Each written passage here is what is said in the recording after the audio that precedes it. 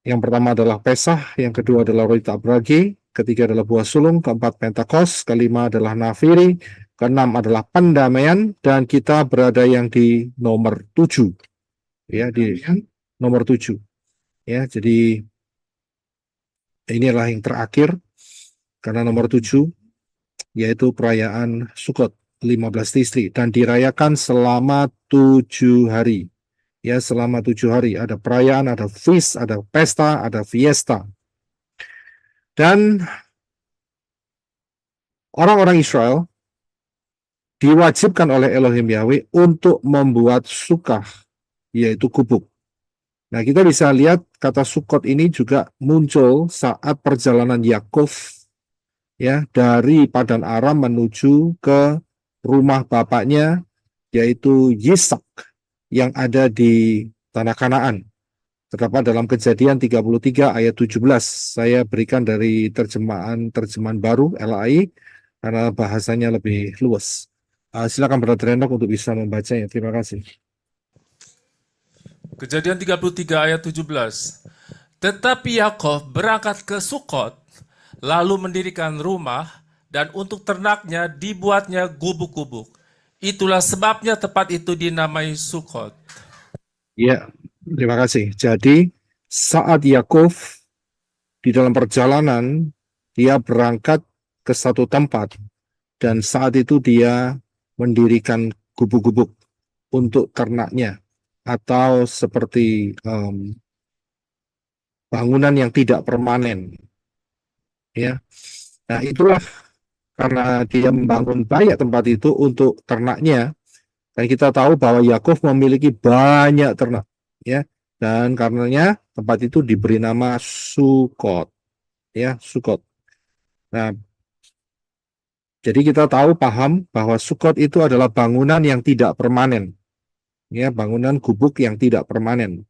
Beda dengan rumah, karena saat ini di dalam Kejadian 33:17 dikatakan Yakov mendirikan rumah. Jadi ada dua yang dia didirikan. Yang pertama adalah rumah untuk tempat tinggal manusia, sedangkan untuk ternak dibuat sukah atau gubuk-gubuk. Ya, nah tempat yang tidak permanen inilah, ya, bangunan yang tidak permanen inilah Sukot, sukah. Itulah yang dipakai di dalam pengertian daripada perayaan tabernakel atau perayaan pondok daun, pondok-pondok, ya, pondok-pondok yang tidak permanen, dan juga disebut sebagai Sukot, ya. Inilah perayaan yang diambil dari kata ini. Kita akan lihat sekali lagi di dalam Imamat 23 ayat 39 sampai 43 saja. Kita akan baca sekali lagi supaya kita dapat memahami apa yang kita bahas hari ini. Silakan. Imamat 23 ayat 39. Demikian pula, pada hari ke-15 dalam bulan ke-7, ketika kamu mengumpulkan hasil ladangmu, kamu harus mengadakan perayaan bagi Yahweh 7 hari lamanya. Pada hari pertama adalah sabat perhentian, dan pada hari ke-8 adalah sabat perhentian juga. 40. Dan pada hari pertama, kamu harus mengambil bagimu buah pohon-pohon yang elok, pelepah pohon-pohon palem, ranting pohon-pohon yang rimbun, dan ilalang dari aliran-aliran sungai. Dan kamu harus bersuka cita di hadapan Yahweh Elohimmu 7 hari lamanya. 41. Haruslah kamu merayakannya bagi Yahweh 7 hari lamanya dalam 1 tahun. Itulah suatu ketetapan untuk selamanya bagimu turun-temurun. Dalam bulan ke-7 haruslah kamu merayakannya. 42. Kamu harus tinggal di dalam pondok-pondok daun selama 7 hari. Semua orang Israel asli harus tinggal di dalam pondok-pondok daun. 43. Agar seluruh keturunanmu mengetahui bahwa aku telah memerintahkan Bani Israel untuk tinggal di pondok-pondok daun ketika aku membawa mereka keluar dari tanah Misraim Mesir. Akulah Yahweh Elohimmu. Ya, terima kasih. Jadi ini yang diinstruksikan oleh Elohim Yahweh di dalam perayaan Sukot, perayaan tabernakel, supaya untuk mengingatkan keturunan-keturunan daripada Israel, ya, yang sudah menetap di tanah Kanaan, ya, sudah menetap. Jadi supaya mereka tetap ingat apa yang terjadi pada saat di dalam perjalanan mulai dari Misraim menuju tanah Kanaan. Jadi mereka dapat merasakannya. Jadi ini cara Bapak Yahweh untuk mengajarin the next generations, ya, generasi-generasi yang berikutnya untuk dapat memahami event yang pernah nenek moyang mereka lalui, yang pernah mereka rasakan. Jadi mereka nggak boleh selama 7 hari tinggal di dalam rumah. Mereka harus bangun pondok dan mereka harus tinggal di sana, tidur di sana, mengadakan perayaan, mengadakan makan bersama di sana. Ya, itulah caranya yang ditetapkan oleh Elohim Yahweh. Selain daripada itu, ada hal yang lebih dalam, ya, dari sekedar hanya perayaan. Hal yang lebih dalam adalah di mana di dalam perjalanan dari Misraim, dari Mesir menuju tanah Kanaan, disitulah Elohim Yahweh menyatakan kemuliaannya dan menuntun, ya, nenek moyang mereka, Bani Yisrael, melalui padang gurun, padang belantara, ya, dengan pada siang hari terdapat tiang awan dan pada malam hari terdapat tiang api. Di sini bukan hanya sebuah pesta, perayaan, fiesta saja, tetapi supaya generasi-generasi selanjutnya dapat memahami bahwa Elohim Yahweh itu tinggal di tengah-tengah umatnya. Ya, Elohim Yahweh yang maha dahsyat, ya, yang permanen, ya, permanen kan dia memiliki Shamayim. Shamayim kan permanen, saudara, termasuk permanen, ya. Itu tinggal Elohim Yahweh yang permanen, yang tidak dibatasi oleh ruang dan waktu, terutama waktu, itu tinggal di tengah-tengah umatnya yang fana, ya, yang fana, yang sementara, yang hidupnya hanya 100 tahun, 150 tahun dan selesai. Ya, jadi inilah prinsip daripada Sukkot, dan ini diambil di dalam perjalanan hidup saudara dan saya yang percaya kepada Bapa Yahweh dalam Yeshua HaMashiach. Kita sudah belajar di session yang kedua. Ya, kita sudah belajar. Jadi Elohim Yahweh menyertai saudara dan saya. Ya, kita sudah baca kemarin di dalam Yohanes 14 ayat 16, 18 sampai 18. Nggak ada salahnya kita akan baca sekali lagi. Silakan, brother. Yohanes 14 ayat 16. Aku akan meminta kepada Bapa, dan Dia akan mengaruniakan kepadamu penghibur yang lain, supaya Dia tinggal bersama kamu selama-lamanya. 17, yaitu Roh kebenaran, yang dunia tidak dapat menerimanya, karena dunia tidak melihat Dia, juga tidak mengenalnya. Namun kamu mengenalnya, karena Dia tinggal bersama kamu dan akan berada di dalam kamu. 18. Aku tidak akan meninggalkan kamu sebagai yatim piatu. Aku akan datang kepada kamu. Ya, terima kasih. Jadi Sukkot itu bukan hanya berbicara perayaan setahun sekali. Memang perayaannya dirayakan setahun sekali. Tetapi Sukkot itu merupakan suatu prinsip yang aplikasinya adalah setiap hari. Saya bisa lihat, aplikasinya adalah setiap hari.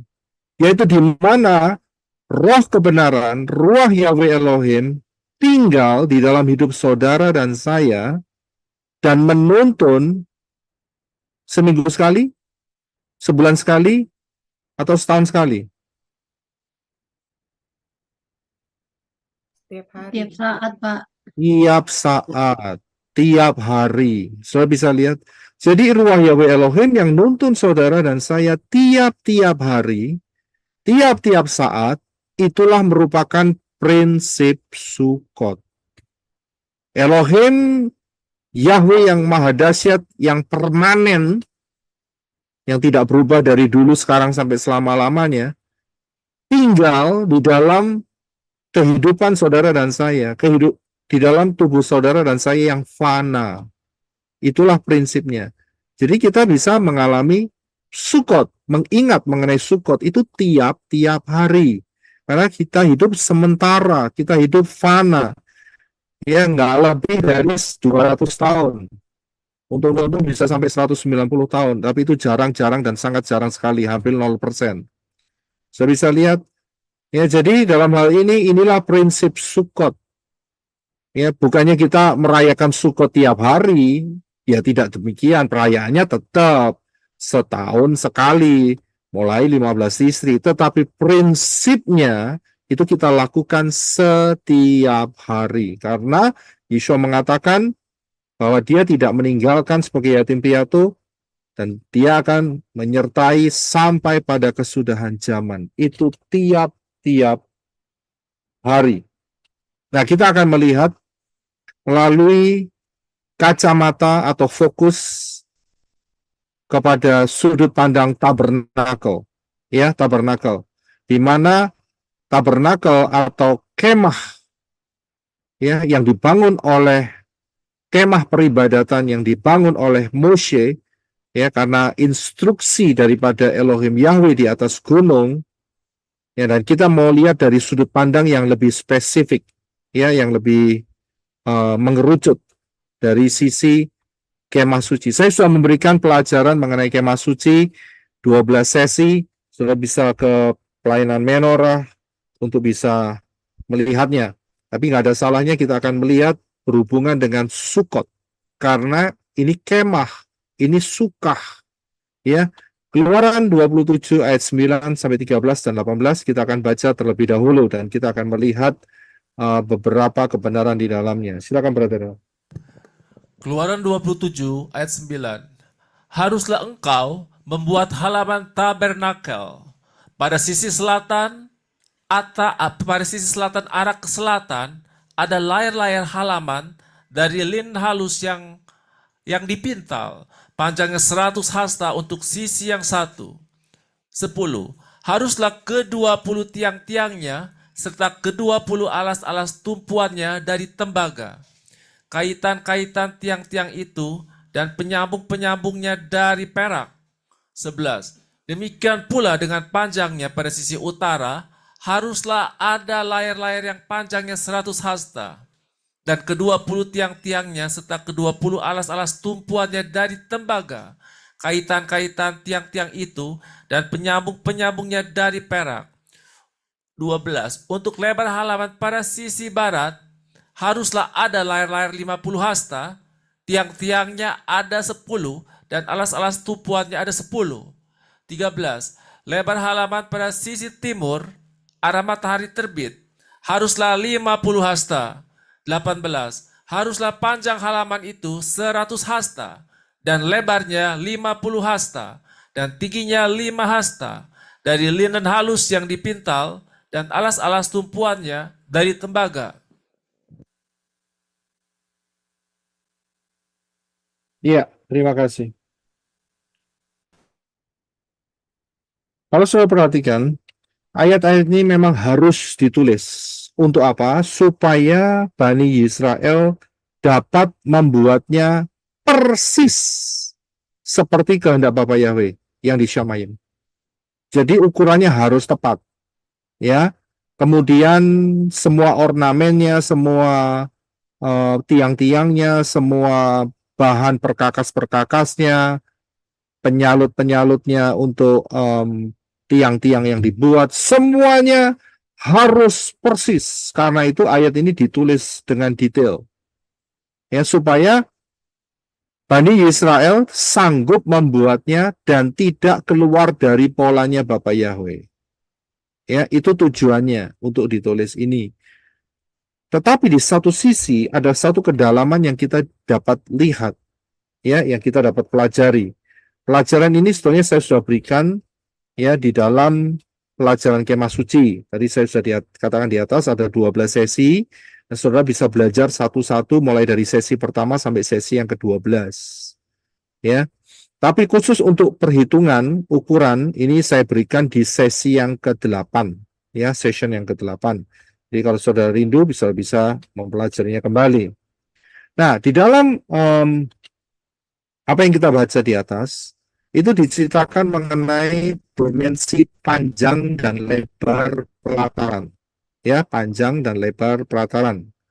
Jadi panjangnya kalau sudah bisa lihat itu adalah 100 hasta atau 100 cubits dikali 50 hasta atau cubits. Sudah bisa lihat ya. Yang atas 100, yang bawah 100. Ya, itu sebenarnya saya harus menaruh apa itu namanya kompas ya, tapi saya lupa naruh kompas. Jadi yang atas tetap utara selatan ya, utara 100, selatan 100. Kemudian yang sebelah kiri ya, itu juga 50 dan yang sebelah kanan adalah 50. Jadi ini dimensi daripada pelatarannya ya, dimensi pelataran. Nah, dari dimensi pelataran ini kita dapat pemahaman yang luar biasa. Ya, bisa saja Elohim Yahweh menginstruksikan 150 hasta untuk yang panjangnya, ya, yang lebarnya bisa 75 hasta, bisa-bisa saja. Tapi mengapa tidak demikian? Karena Elohim Yahweh bergerak di dalam pattern, bergerak di dalam pola, dan pola Bapak Yahweh mengandung rahasia. Ya, jadi ini bukan satu kebetulan kalau panjangnya hanya 100 cubits atau 100 hasta dan lebarnya hanya 50 hasta atau 50 cubits.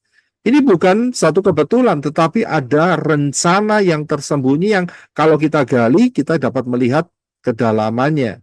Ya, jadi ini rahasianya di situ. Tapi kalau nggak digali, ya hanya panjang 100, lebar 100, lebar 50, begitu saja. Nggak lebih dari itu. Ya, tidak lebih dari itu. Tapi kalau kita gali dengan panjang 100, ya, dikali 2, dan lebarnya adalah 50 dikali 2, dan itu kalau dijumlahkan, totalnya berapa hasta? Totalnya adalah 300 hasta, Pak. 300. ya 100 hasta itu jumlah kelilingnya. Dari sini kita bisa lihat ada angka 300. Apakah satu kebetulan? Tidak. Mengapa 300? 300 itu berhubungan dengan huruf apa? Shin. Shin. Huruf Shin. Ya. Jadi 300 itu berhubungan dengan huruf Shin karena huruf Shin itu angka gematrianya 300 dan huruf Shin itu merepresentasikan bahwa Elohim yang Maha Kuasa, El Shaddai, ya, dengan menggunakan huruf Shin. Jadi inilah karya Elohim yang Maha Dahsyat, Elohim Yahweh, Elohim yang Maha Dahsyat.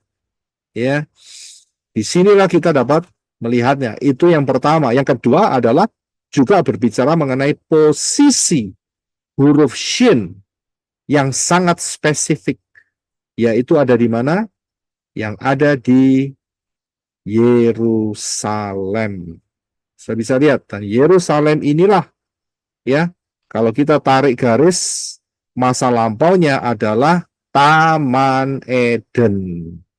Saya bisa lihat, di situ ada 3 lembah, yaitu lembah Kidron, lembah Refaim, dan lembah Hinnom, yang kalau digabungkan maka akan membentuk huruf Shin. Ya, dan disitulah huruf Shin itu menjadi satu simbol Elohim yang Maha Kuasa ada di sana. Ya, ini adalah signature atau tanda tangannya daripada Elohim Yahweh dengan menggunakan huruf Shin. Kalau saudara nggak apa itu namanya punya mezuzah, saudara pasti akan melihat huruf Shin di mezuzah. Mezuzah itu yang ditaruh di pintu. Ya, mengapa demikian? Bukan cuman hanya untuk hiasan, tidak ada urusannya dengan hiasan, tetapi ada makna spiritual yang luar biasa. makna pemahaman yang dahsyat, yaitu di mana di tempat inilah ada pengorbanan. Pengorbanan siapa? Yaitu pengorbanan Elohim Yahweh yang turun di dalam rupa manusia yang diberi nama Yeshua. Ya, jadi disitulah.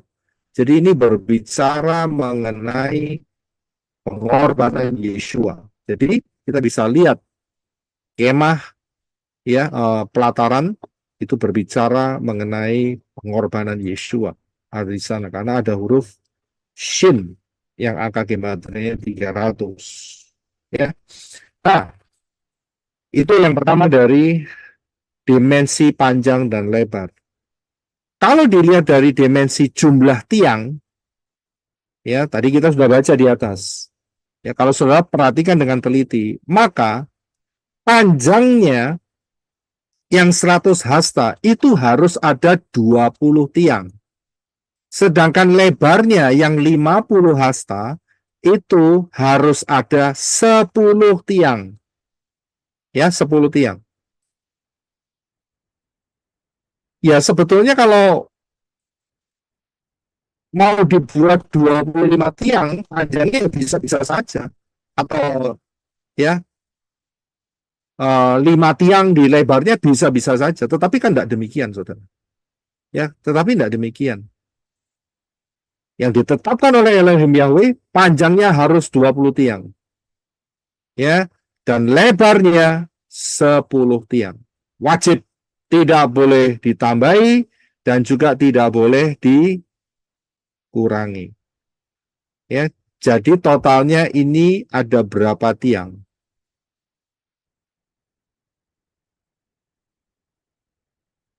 Ada berapa tiang? 60. 60, Pak. 60 tiang. Iya. Ada 60 tiang. 60 tiang ini berbicara mengenai apa? Samek. 60 memang samek ya, huruf Ibrania ya. Tapi berbicara mengenai apa? 60 tiang ini. 6.000 tahun. 6.000 tahun ya, Pak? Iya, terima kasih. Berbicara mengenai 6.000 tahun. Ya, 6.000 tahun. Nah, saudara perhatikan, 60 tiang ini tiap hari kena matahari. Betul kan? Karena ini adalah tiang pelataran. Tiap hari kena matahari. Panasnya matahari. Ya. Kalau saudara perhatikan, ada satu orang buta yang pernah disembuhkan Yeshua. Dan saat Yeshua meletakkan tangannya, setelah itu Yeshua tanya sama dia, "Kamu melihat apa?" Kamu melihat apa? Orang buta itu menjawab, dia melihat apa? Oh, melihat pohon, Pak. Pohon, Pak. Melihat apa? Pohon. Melihat pohon. Seperti pohon. Orang-orang seperti pohon. Nah, saudara jangan Pohon. Ya, seperti langsung pohon. dipotong Pohon gitu. Orang-orang seperti pohon, Pak. berjalan. Saudara harus ngomong manusia berjalan seperti pohon. Pohon. Ya, kalau dijawab melihat apa? Melihat pohon, nanti salah persepsi. Ya, jadi harus jawabnya akurat. Melihat manusia seperti pohon. Dan pohon ini adalah bahan baku daripada tiang. Ya, bahan baku daripada tiang. Sekarang, kalau tiang di dalam pelataran itu tiap hari kena panas, itu identik dengan manusia. Ya, yang kena panas matahari, apa yang dihasilkan? Apa yang dihasilkan? Keringat. Keringat, betul. Ya, saudara dijemur bukan tambah kering tapi tambah basah, betul kan? Ya, Betul, kalau Pak. berjemur kan enggak kering. Itu kalau kain pel-pelan gitu dijemur ya kering, saudara. Ya kan? Jemuran saudara habis mencuci baju, saudara jemur kering. Tapi kalau manusia dijemur nggak kering, saudara. Basah kuyup, betul kan? Nah, keringat, basah kuyup, itu representasi dari apa? Representasi dari, toksik. Air ya, Pak. representasi Racun ya? dari apa? Itu Representasi dari racun tubuh yang keluar ya. Dibersihkan, Keringat Pak, diproses. dibersihkan, proses dibersihkan dari apa? Dari dosa. Oh, dengan mengeluarkan keringat begitu? Bukan, bukan. Jangan ditambahin. Nanti jadi kayak parot itu ya, puter-puter. Nanti keliru pemahamannya. Bukan itu. Kalau saudara ingat keringat, saudara ingat apa? Kerja keras Pak Kerja saya keras, keringat. Nah, saudara ingat keringat, berarti saudara ingat mengenai Kejadian 3 ayat 19. Tolong dibaca, Brother Reno.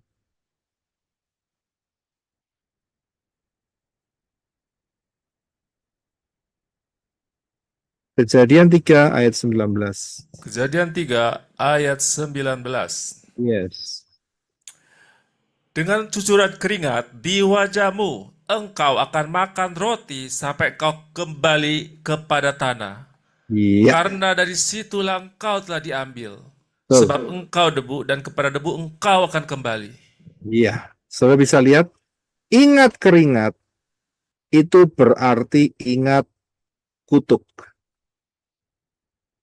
Bukan berarti kalau saudara keringetan berarti banyak kutuknya. Bukan loh ya. Saya enggak ngomong seperti itu.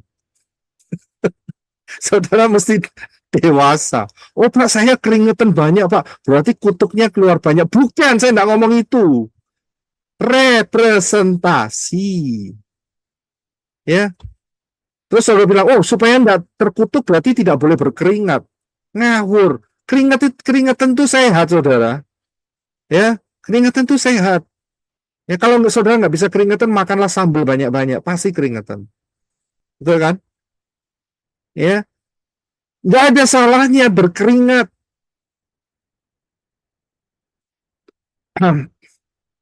Saya dulu pernah ketemu dengan almarhum Pak Suradi. Siapa yang tahu Pak Suradi? Dokter Suradi, Pak. Suradi bin Abraham itu Ya, kan Pak. kenal saya. Dokter Suradi. Saya puji Bapak Yahweh, saya sempat ditemukan dengan beliau. Wah, saya senang sekali. Ya, walaupun memang sebelumnya saya tidak kenal. Ya, cuman gara-gara saat itu saya tidak ke gereja, istri saya yang ke gereja, Ibu Fang-Fang, dikhotbahi mengenai kata Allah. Yang beliau katakan saat khotbah saat itu, bahwa kata Allah itu adalah dari nama berhala. Saya langsung seperti manusia pada umumnya. Apa yang terjadi? Saya langsung mendebat istri saya. Dan puji Bapak Yahweh, Ibu Dasa Fang-Fang dikasih hikmat. Kamu jangan debat saya. Aku tidak ngerti apa-apa, makanya pergi gereja. Ya gitu loh, ya kan? Adepin dia sendiri. Tanya sendiri, gitu loh. Nek aku gak ngerti, gitu. Karena saya ngomong, di Alkitab ada kata Allah. Saya bilang gitu. Apa salahnya? Tapi istri saya saat itu bilang, keliru, itu bukan. Dia bilang gitu. Yang benar Yahweh. Minggu depannya, untungnya Pak Suradio khotbah lagi saat itu. Untungnya di situ. Coba enggak, wah saya kehilangan momen, gitu loh. Ya, sebabnya setelah itu dia nggak pernah khotbah lagi, nggak ketemu sama saya. Sudah selesai, cuma di situ aja. Waduh, saya bersyukur kalau mikir dari titik sekarang. Saya mikir saat itu ketemu dengan Dokter Suradi, wah saya bersyukur sekali. Coba nggak ngerti, saudara. Nah, dalam benak saya juga saya punya pertanyaan. Kan saya melihat kesaksiannya dia naik haji dan sebagainya, ya kan? Dia guru besar, wah ini orang pinter, ini orang hebat ini, ya kan? Dokter Angkatan Udara ya kalau nggak salah ya, TNI, iya Angkatan Udara kalau nggak salah. Wah ini orang besar, ini orang hebat ini. Pengalamannya jam terbangnya sudah tinggi, naik pesawat terbang lagi, sudah berulang-ulang naik haji lagi. Oke, saya punya pertanyaan. Saya tanya sama dia. Satu pertanyaan, salah satunya yang saya ingat. Pak, mengapa Pak? Kalau penganut itu, kalau berdoa tidak pakai celana dalam. Saya bilang gitu. Itu pertanyaan saya. Karena itu selalu teriang dalam pikiran saya itu bertahun-tahun nggak dapat jawabannya, saudara. Nah, dasar internet saat itu masih terbatas, saudara ya. Mumpung ketemu dengan guru besar ini, tak tanya ini. Saya kepingin tahu. Saudara tahu jawabannya apa? Mengapa mereka tidak pakai pakaian dalam? Karena zaman dulu belum ada, Pak. Oh, bukan. Bukan itu, Brother Yita. Bukan masalah itu. Dari zaman dulu sudah ada pakaian dalam. Gitu. Oh, iya. Karena konsep lahir baru ya, Pak. Bukan. Mereka mah nggak kena konsep lahir baru ternyata. Ya, bukan. Biar lega, Kenapa? biar lega. Biar lega.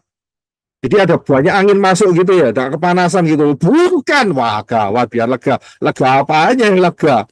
Ya, biar longgar. Gitu. Katanya kotor najis, Pak. Nah, hampir mendekati Ibu Mulat, hampir mendekati.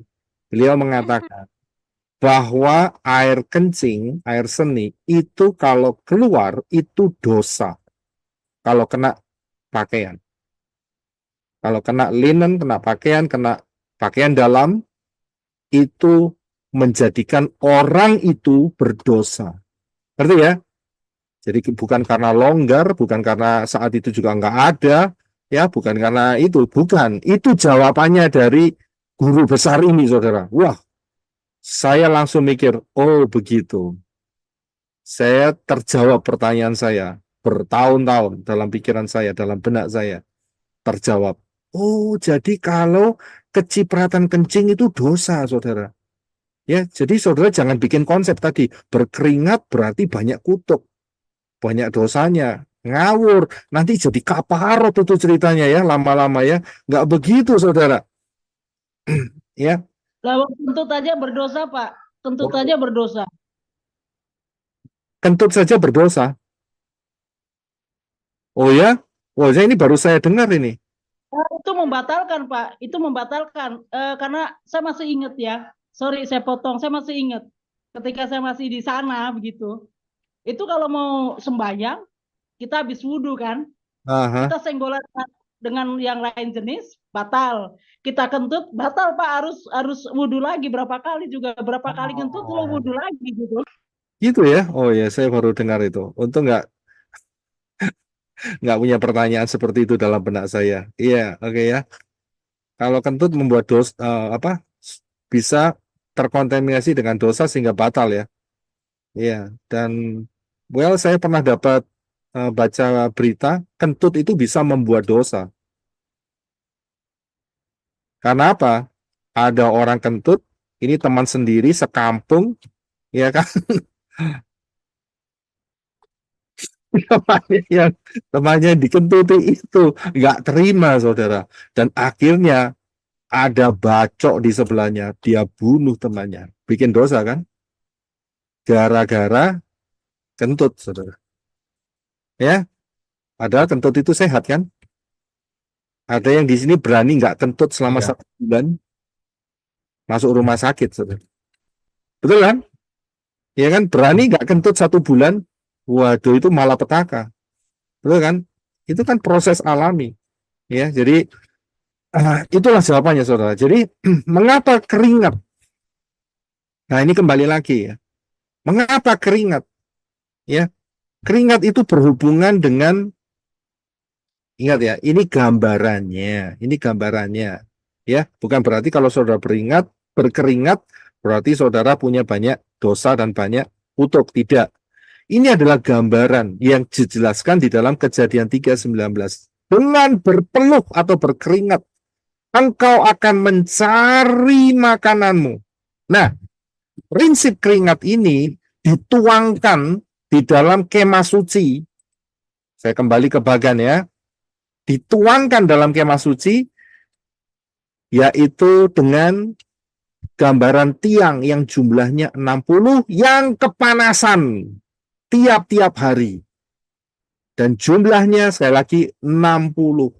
Jadi selama 6.000 tahun manusia di bawah kutuk Saudara bisa lihat, ini dia maksudnya. Saudara paham ya? Mengapa kok 60, Pak? Yang berhubungan dengan 6.000 tahun. Sejak kejatuhan Adam dan Hawa. Sejak kejatuhan Adam dan Hawa. 6.000 tahun setelahnya. Sampai kedatangan Yeshua, second coming. Kutuk itu ada menaungi manusia. Ya. Karena apa? Karena manusia melanggar titah Yahweh. Sudah bisa lihat. Jadi inilah hubungannya. Jadi 60 tiang yang tiap hari kepanasan itu berbicara mengenai 6.000 tahun. Manusia di bawah kutuk, dalam tanda kutip, matahari. Karena apa? Manusia akan berpeluh dan itu berhubungan dengan Kejadian 3:19. Nah, mungkin saudara akan bertanya, loh, kalau begitu bagaimana di dalam kerajaan 1.000 tahun? Emangnya nggak berkeringat? Emangnya nggak berpeluh? Nah, ya kan? Memangnya nggak berusaha? Kemarin kita sudah bahas, ya, bahwa di dalam kerajaan 1.000 tahun ada pekerjaan. Tetapi ingat, ada perbedaan. Di dalam kerajaan 1.000 tahun, manusia jasmaniah alamiah di bawah payung berkat Yeshua. Bukan di bawah payungnya setan. Setannya dibelenggu selama 1.000 tahun. Kalau sekarang setan masih bebas berkeliaran. Tapi dalam kerajaan 1.000 tahun, mereka tetap bekerja. Mereka tetap berusaha, tetapi di bawah blessing yang full. Sudah bisa lihat? Berkat yang penuh. Karena Yeshua sebagai tudungnya. Yeshua sebagai umbrellanya, payungnya. Jadi mereka bekerja, ya, dikatakan pasti menghasilkan. Kalau hari ini ada yang namanya gagal panen. Betul kan? Sering kita dengar. Dan kemudian terjadi kekacauan, badai, belum lagi tikus, serangan hama, serangan banyak hal. Itu merupakan musuh-musuh. Tetapi di dalam zaman kerajaan 1.000 tahun, mereka akan menabur dan mereka akan menuai. Tidak ada yang merugikan. Karena spirit yang merugikan itu ada di mana? Dibelenggu selama 1.000 tahun. Mereka ada di bawah tudung berkat. Sudah bisa lihat? Inilah kekuatannya. Bukannya mereka tidak berusaha, mesti berusaha. Ya. Bagaimana dengan aplikasi kita sekarang? Ada dua pilihan. Ada dua pilihan. Yang pertama adalah tetap di bawah tudung atau payung keringat, yaitu kutuk, berusaha, bisa sukses, bisa sukses. Bisa berhasil, bisa berhasil. Tetapi ingat, ya, keberhasilan itu hanya sementara. Kalau tidak ada berkat Elohim Yahweh. Bagaimana caranya? Supaya hasil yang dikerjakan oleh manusia-manusia Elohim diberkati oleh Elohim Yahweh selama masa ini, masa di bawah matahari, masa di bawah setan masih berkeliaran. Bagaimana supaya terlindungin? Jawabannya,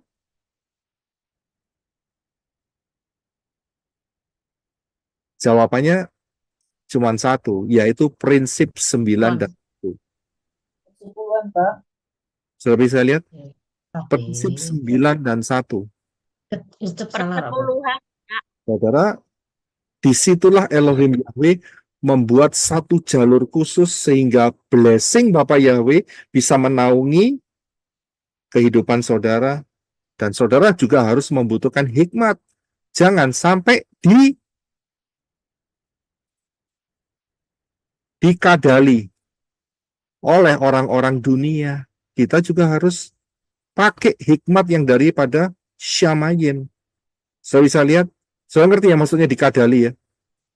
Bolak-balik, ya, ditipu. Yeshua sendiri mengakui bahwa orang-orang dunia ini licik. Dan Yeshua mengatakan, hendaklah kamu Cerdik Tulus seperti seperti ular. Cerdik seperti ular. Dan tulus seperti cerdik merpati. seperti ular, tapi tulus seperti burung merpati. Itu yang harus dipertahankan.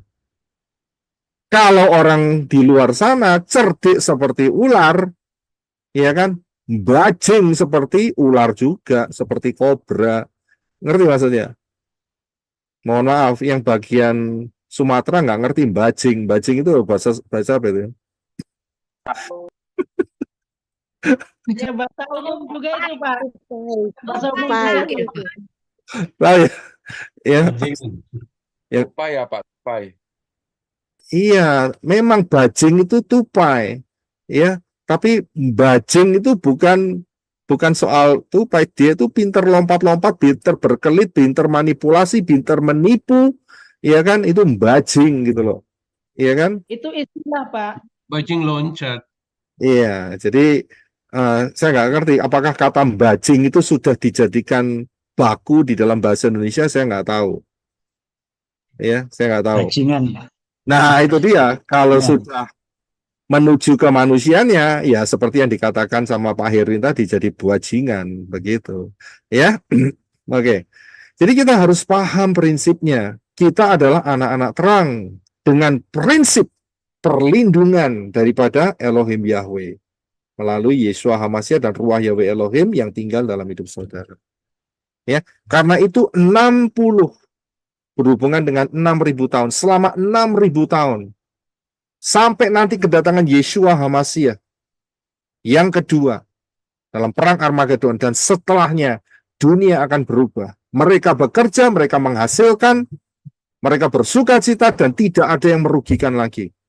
Tidak akan ada badai dalam kerajaan 1000 tahun. Tidak akan ada tornado. Tidak akan ada gempa bumi. Tidak akan ada yang namanya kelaparan, kekeringan. Ya, tidak ada lagi. Semuanya under blessing. Di bawah berkat yang luar biasa. Nggak seperti hari ini. Sedikit-sedikit mesti pakai pestisida. Betul kan? Ya, disemprot pestisida, akhirnya pestisidanya tertular masuk ke manusia. Waduh, repot. Ya kan? Manusianya harus minum apa? Antibiotik setelah itu. Nah, ini sirkulasi setan ini ceritanya. Betul kan? Ya, numpuk di dalam tubuh. Dan itu nggak bisa dikeluarkan dengan mudah katanya. Waduh, jadi penyakit. Ya, jadi itulah siklus dalam 6.000. Ya, jadi saudara paham. Nah, selanjutnya. Ya. Kalau begitu sukahnya mana? Kalau di dalam kemah suci, ya, bukan di pelataran. Sukahnya itu adalah di bagian kemah pertemuan. Ini namanya kemah pertemuan, yaitu ruang kudus dan ruang maha kudus. Sudah bisa lihat ya, ini sukahnya. Ya, saya harap saudara bisa memahami dalam hal ini.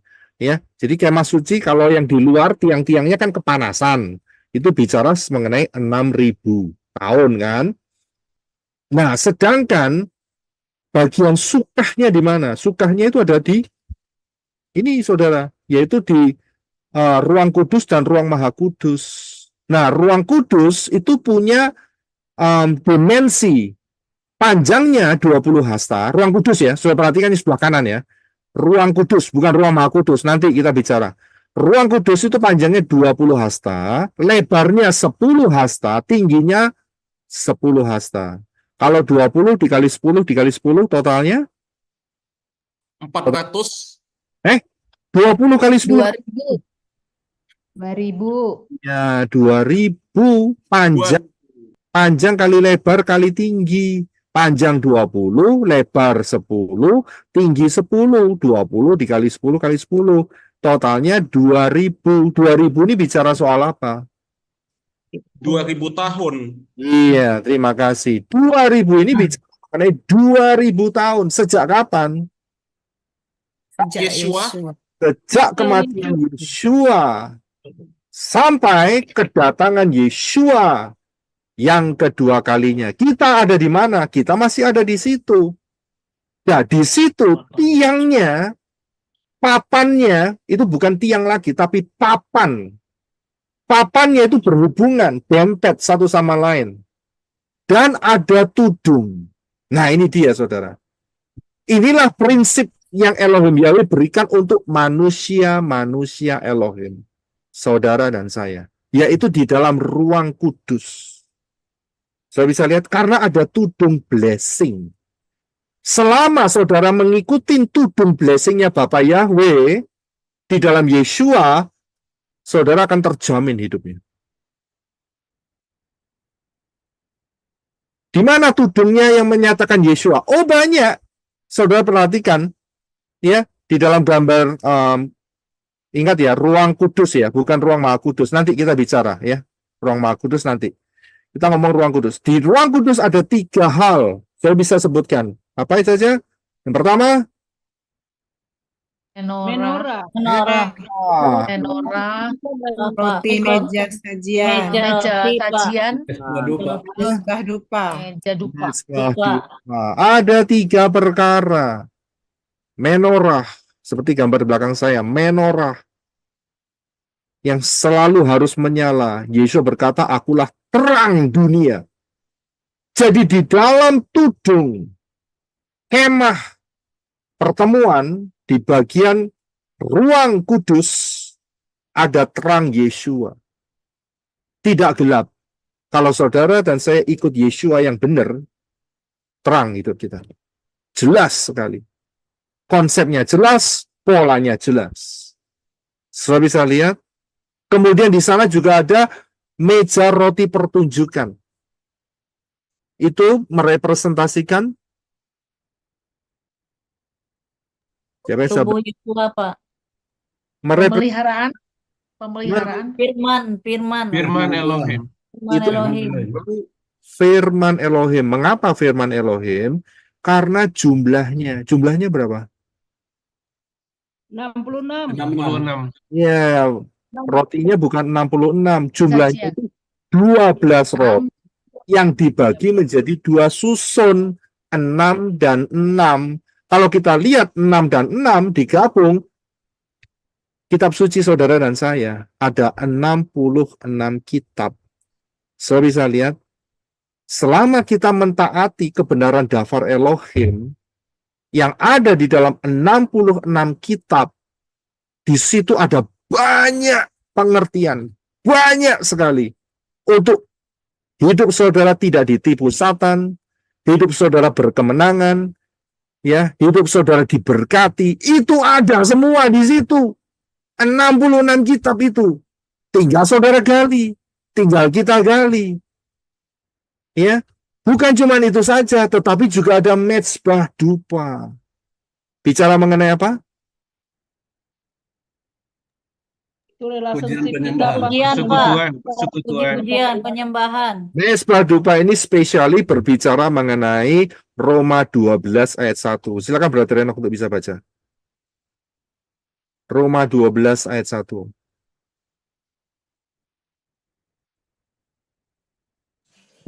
Roma 12 ayat 1. Oleh karena itu saudara-saudara, melalui kemurahan Elohim, aku menasihati kamu agar mempersembahkan tubuhmu sebagai persembahan yang hidup, kudus, berkenan kepada Elohim. Itulah ibadahmu yang bijak. Iya, terima kasih.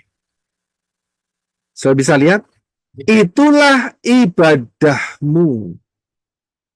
Jadi kalau kita ibadah, seminggu berapa kali?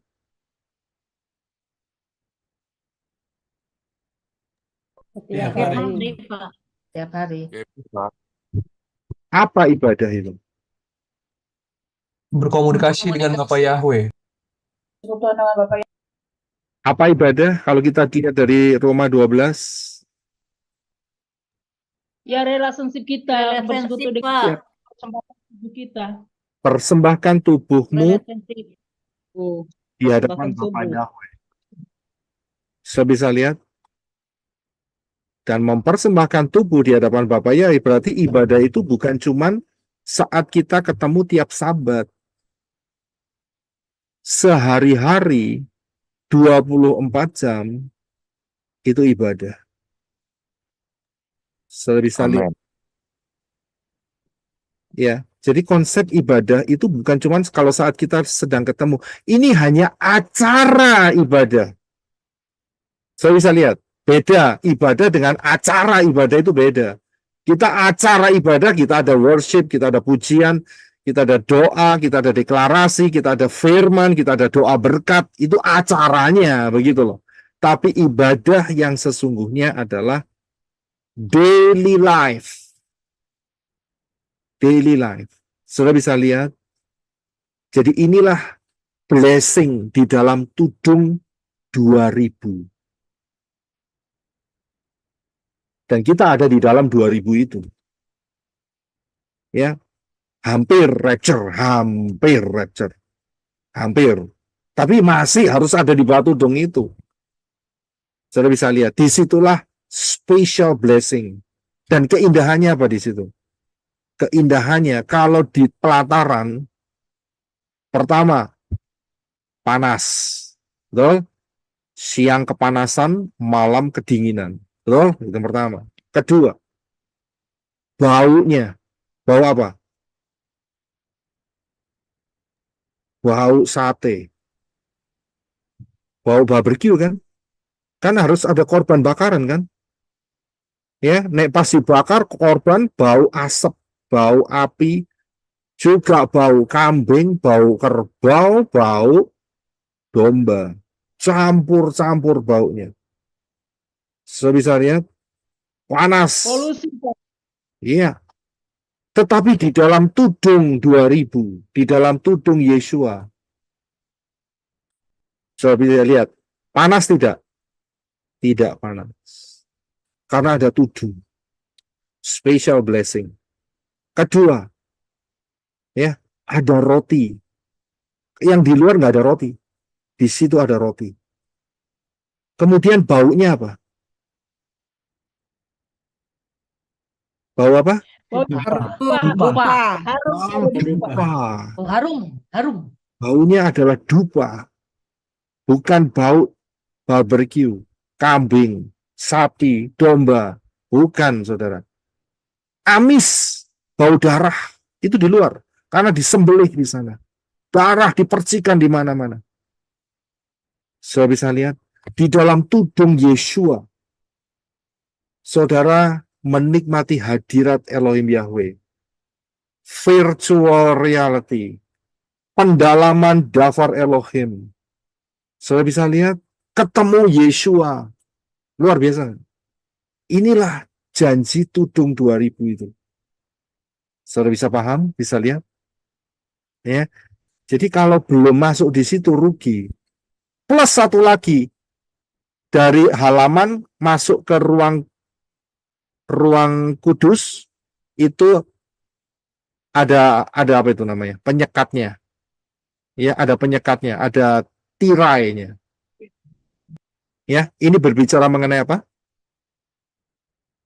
Dari pelataran masuk ke ruang kudus. Ruah Yahweh Elohim. Bicara apa? Ini bicara mengenai pencurahan ruah Yahweh Elohim. Speak in tongue. Saudara bisa lihat? Itu bicara speak in tongue. Ya. Sehingga kapasitas saudara dimaksimumkan di situ. Rugi kalau nggak speak in tongue. Saudara aktifkan. Ya, aktifkan. Banyak saya dengar kesaksian. Dulunya sama sekali bukan dari pengajar speaking tongue, yang diajari speaking tongue, tapi sekarang bisa diaktifkan. Ya, itu sangat luar biasa. Kemudian tirai yang kedua, ini penting saudara. Tirai yang kedua itu bicara mengenai apa?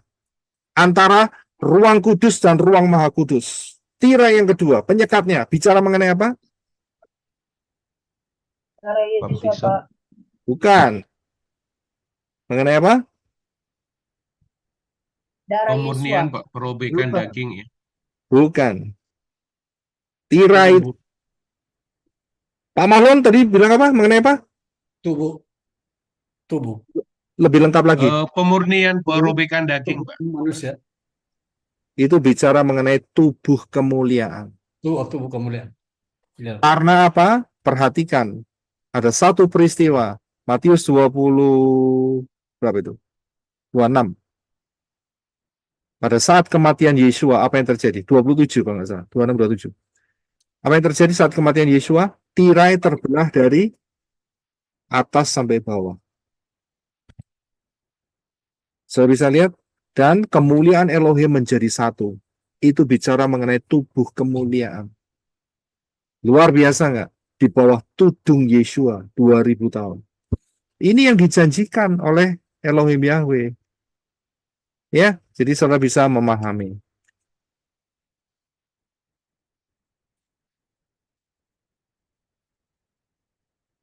Kalau saya lihat dimensinya, saya perlengkap sedikit.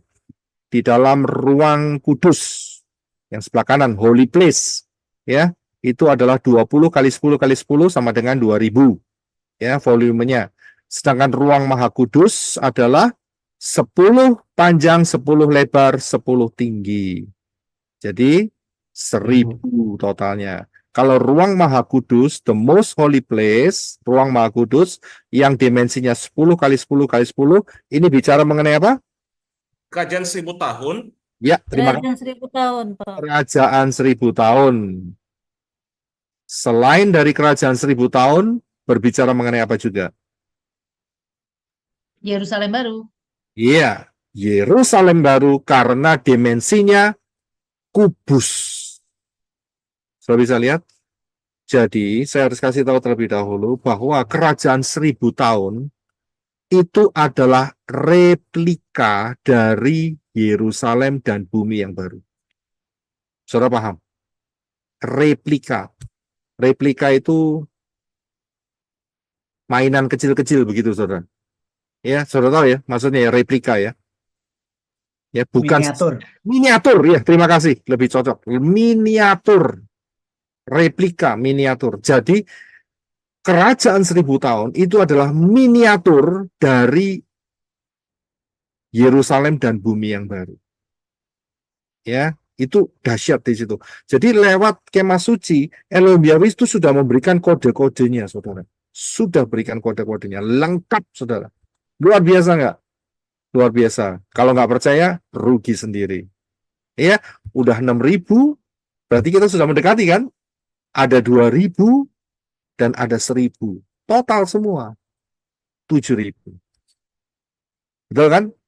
Ya, jadi 2.000-nya itu masih masuk di dalam 6.000 ya. Saudara paham ya? Paham di situ. Ya. Puji Bapak Yahweh. Jadi saudara sudah bertumbuh dalam pengenalan akan Dafar Elohim. Ya. Jadi kalau kita lihat secara spesifik, kita sekarang masih ada di dalam ruang kudus. Ya, holy place, yaitu di dalam masa 2000, ya, masa 2000. Ya, inilah. Jadi masa 2000 mulai dari 30 Masehi sampai 2030 Masehi. 2000 tahun. Ya, 2000 tahun. Inilah masa ruang kudus. Ya, ruang kudus. Nah, apakah Yesua merayakan Sukot? Merayakan. Merayakan. Merayakan. Ayatnya di mana?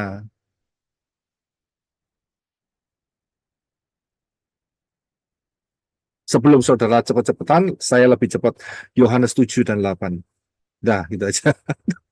Saudara pasti terpancing untuk langsung searching Google. Ya, jadi, oke, baik. Kita akan lihat ya.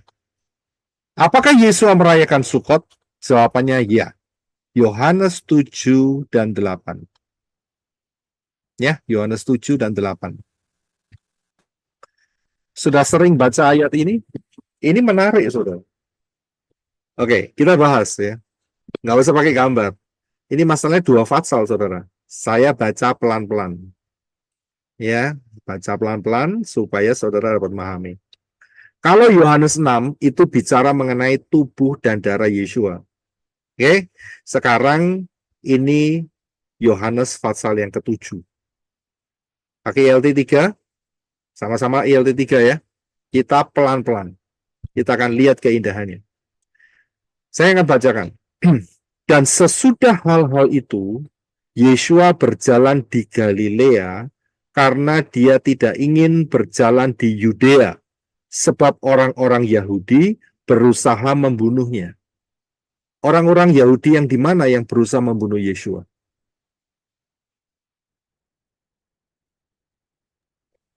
Yudea, Pak.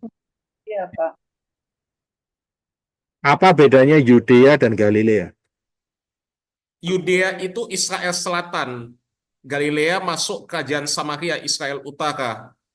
Iya, jadi di tengah-tengahnya ada satu daerah yang namanya adalah Samaria. Ya, jadi pahami dulu. Peta Israel zaman dulu sama zamannya Yesua dengan zaman sekarang itu beda.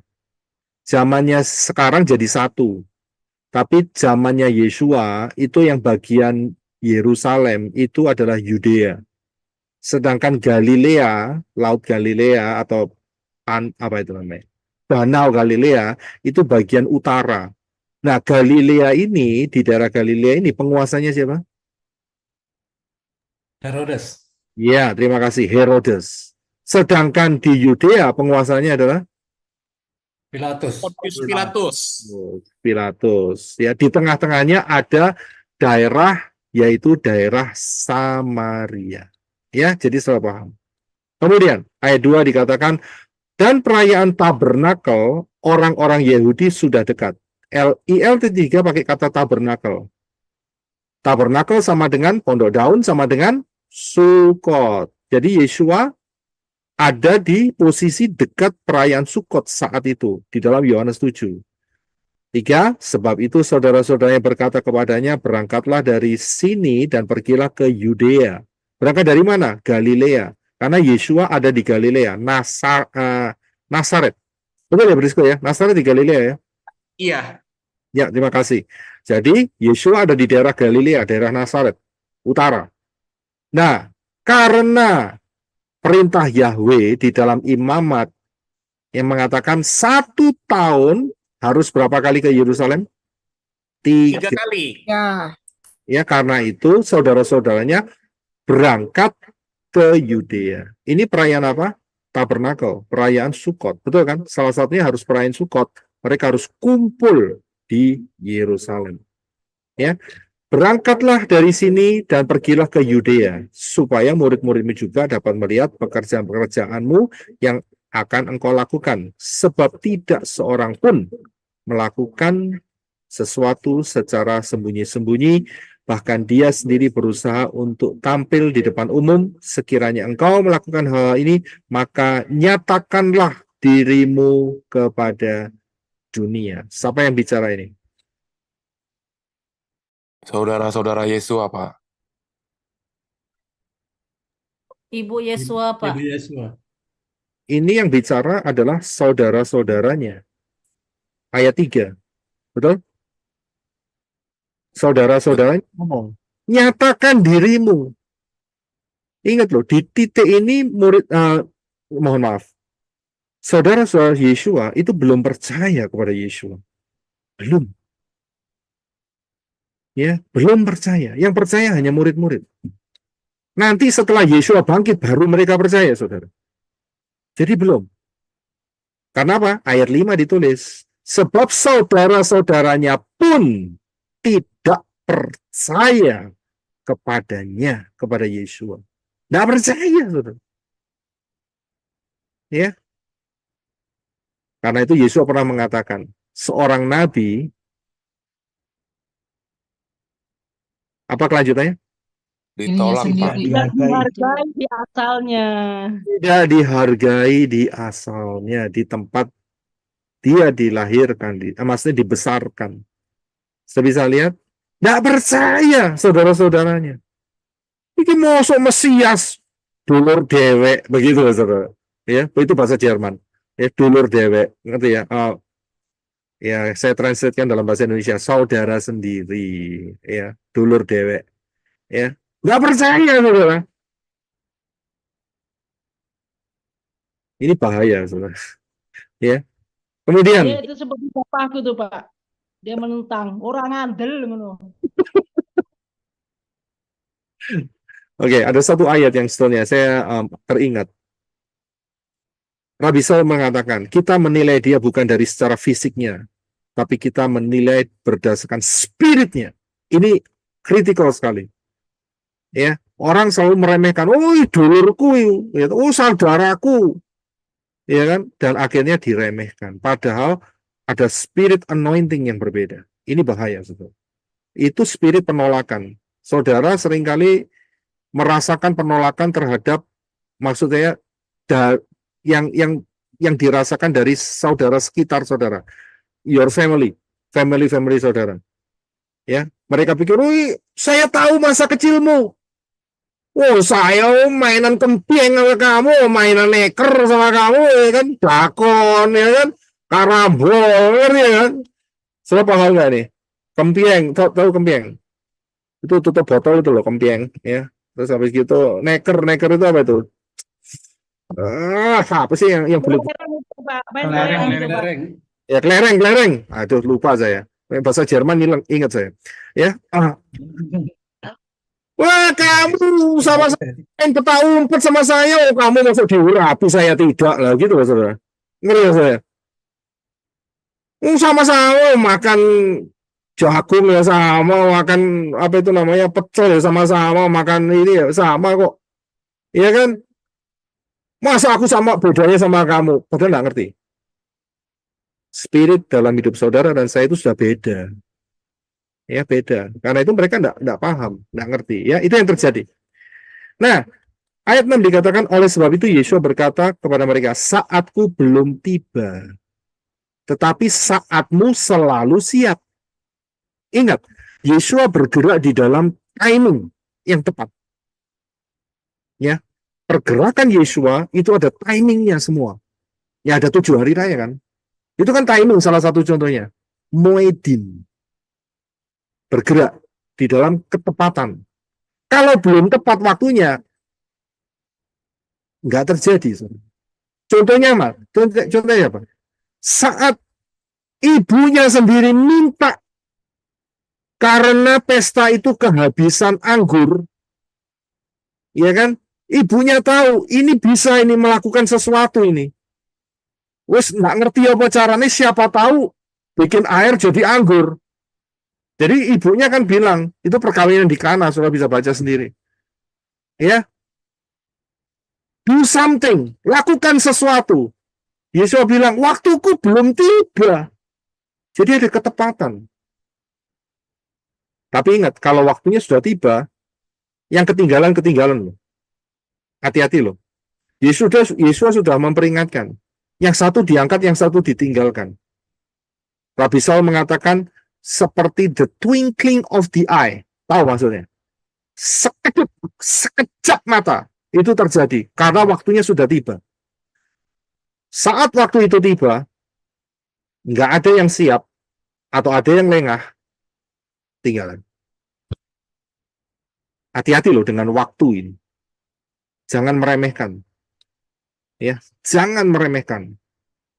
Oh, itu masih, bukankah ada ayat yang mengatakan apa itu namanya? Tidak ada satupun yang tahu waktunya. Ya, malaikat-malaikat di sorga pun tidak tahu. Anak pun tidak. Sering dipakai ayat itu. Padahal sudah dikasih tahu waktunya sudah dekat. Hati-hati, saudara. Waktu ini penting. Begitu lewat, hanya tinggal satu kata, yaitu apa katanya yang cocok setelah lewat? Goodbye. Penyesalan. Goodbye. Penyesalan. Getun, Pak, getun. Ya, getun itu bahasa Jerman. Ya. Kemudian ayat 7 dikatakan, dunia ini tidak dapat membenci kamu. Nah, ini dia. Kalau dunia mengasihi saudara, ini ada yang salah. Wah, dunia suka kepada saudara, berarti saudara serupa dengan dunia. Ya, betul kan? Dikatakan ayat 7, tetapi dia membenci aku. Nah, kalau dunia sekeliling saudara membenci saudara, ingat ya, membenci saudara itu bukan karena saudara bencek, no, bukan, ya. Ngerti maksudnya? Ya. Jadi bukan karena sifat saudara itu tidak menyenangkan, tidak, karena saudara berada dalam kebenaran Yeshua, maka dunia automatically akan membenci saudara.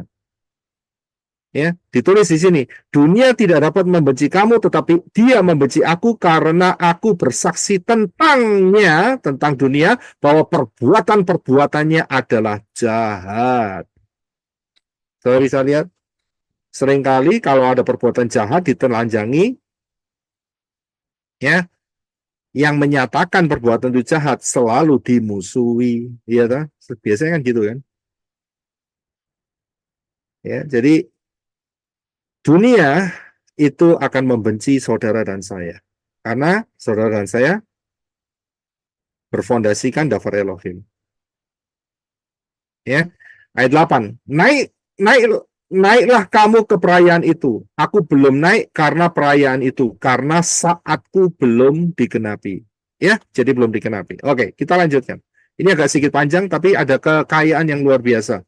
Karena ini kan perayaan Sukot kan? Tabernakel kan? Ya, jadi kita dengarkan kesaksiannya Yeshua saat perayaan Sukot. 9. Dan sementara mengatakan hal-hal itu kepada mereka, dia tinggal di Galilea. Jadi Yeshua masih tinggal di Galilea karena waktunya belum tiba. Ayat 10.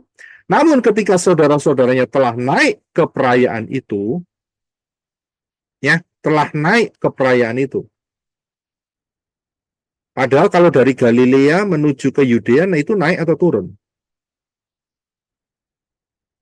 Turun, Pak. Galilea itu turun. Turun mestinya, tapi kok naik? Kenapa dikata naik di sini? Iya.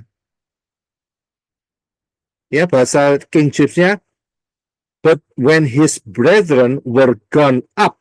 Betul, pakai kata naik. Gone up, pergi naik. Mengapa? Mengapa pakai kata naik? Gunung ya? Perbukitan. Yerusalem ada di gunung. Dataran tinggi, Pak. Dataran lebih tinggi. Tetapi ingat, dari segala penjuru, utara, selatan, timur, barat, orang kalau menuju ke Yerusalem harus mengatakan naik ke Yerusalem. Nggak boleh turun ke Yerusalem. Itu prinsip. Paham nggak di sini? Kita naik ke Gunung Elohim. Nggak boleh ngomong kita turun ke Gunung Elohim. Itu nggak boleh. Sudah paham ya? Jadi, walaupun Galilea di utara, dan seharusnya menurut peta, menurut Google Map, itu turun, saudara. Turun, ya kan? Turun ke Yerusalem. Nggak boleh ngomong itu. Harus ngomong naik. Karena arahnya ke Yerusalem. Yerusalem harus dikatakan selalu naik ke Yerusalem. Naik ke Gunung Elohim. Nggak pernah turun ke Gunung Elohim. Itu pelecehan itu namanya. Sudah paham ya? Oke. Kemudian, saya ulangi ayat 10. Namun ketika saudara-saudara telah naik ke perayaan itu, dia sendiri pun naik ke perayaan itu tidak dengan terang-terangan, melainkan secara sembunyi-sembunyi. Jadi Yesus datang ya, ke perayaan Sukot ya, datang ya. Nah, kemudian, ayat 11. Kemudian orang-orang Yahudi mencari dia dalam perayaan itu. Dan mereka berkata, di manakah dia? Maksudnya di mana Yeshua? Karena apa? Peraturannya apa? Setiap orang laki-laki harus menghadap Elohim, Yahweh, setahun 3 kali, salah satu yang perayaan Sukot di Yerusalem. Jadi dicari. Dan saat cari, ternyata ada rumor, gosip. Gosipnya apa? Nomor 12. Dan ada banyak sungut-sungut mengenai dia di antara kerumunan orang itu. Jadi ada gosip, saudara. Ya. Di satu pihak mereka berkata, mereka gosip, ya, dia adalah baik, jadi orang baik. Tetapi di pihak lain, di pihak orang lain berkata, tidak, malah dia menyesatkan orang banyak. Ya, ini opini manusia akan terpecah. Opini manusia akan terpecah. Yang satu ngomong baik, yang satu ngomong menyesatkan. Ya, jadi kalau sampai saudara mendapatkan perlakuan, perkataan, oh ini penyesat ini, grup penyesat PM ini, ya kan? Tenang saja, saudara. Tenang saja. Yeshua pun sudah dikatai penyesat. Tenang aja, saudara ya. Kita tinggal ambil mahkota-mahkotanya saja. Nggak usah emosional. Ya udah biarin aja, ya kan? Kita rebut saja mahkota-mahkotanya. Puji Bapak Yahweh, ya kan? Jelas kan? Yeshua pernah mengatakan, kalau engkau dibenci karena namaku, ada mahkota kemuliaan. Selesai cerita. Ya, jadi nggak usah khawatir. Nggak usah mempertahankan diri. Ya, begitu harpazo kelihatan siapa yang penyesatnya, begitu aja. Langsung kelihatan. Ya, oke, selanjutnya. Jadi nggak usah bingung kalau saudara sekeliling saudara ngomong, wah ini pengajaran penyesat ini ya. Yang satu ini bisa menyesatkan banyak orang. Sudah tenang saja saudara. Saudara nggak tersesat kok. Ikut Yeshua pasti nggak tersesat. Ya. Jadi nggak usah bingung dengan perkataan orang. Itu hanya penilaian saja. Ya. 13. Bagaimanapun juga, tidak ada orang pun berbicara tentang dia di depan umum karena takut kepada orang-orang Yahudi. Loh, ini yang ngomong orang Yahudi atau takut sama orang Yahudi? Maksudnya apa? Mereka takut kepada pemimpin-pemimpin. Jadi cuman gosip. Ya, cuman berkata di belakang saja. Nah, 14. Namun, di tengah-tengah berlangsungnya perayaan itu, Yeshua naik ke bait suci dan mengajar. Yeshua menampilkan dirinya. Saat apa ini? Saat Sukot, perayaan. Jadi Yeshua ngajar saat Sukot. 15. Dan orang-orang Yahudi merasa heran seraya berkata, bagaimana mungkin orang ini mengetahui kitab-kitab tanpa mempelajarinya? Perhatikan ayat 15. Lucu nggak? Dia itu disebut rabai. Loh kok ada perkataan sumbang seperti ini? Bagaimana mungkin orang ini mengetahui kitab-kitab tanpa mempelajarinya? Loh, orang Yahudi itu sejak kecil tuh diajari kitab. Sejak kecil itu sudah normal. Iya, nek saudara dan saya. Betul nggak? Ya kan, nek saudara dan saya diajari buku ini Ibu Budi, ya toh ini Bapak Budi, lah begitu saudara ya kan. Kalau orang Israel tidak kan. Kalau orang Israel diajari apa? Bereshit, ya kan. Terus kemudian dan seterusnya. Saudara. Diajari saudara. Dan saudara dan saya enggak ya. Ya kan. Ini aneh ini orang. Orang Yahudi merasa heran bagaimana orang ini yaitu Yeshua mengetahui kitab-kitab tanpa mempelajarinya. Ini statement ngawur ini statement ya. Orang-orang saat itu ya. Kemudian ya, Yeshua menjawab kepada mereka. Dia berkata, ajaranku bukan milikku, melainkan dari Dia yang telah mengutus aku. Nah, hati-hati dengan ayat ini.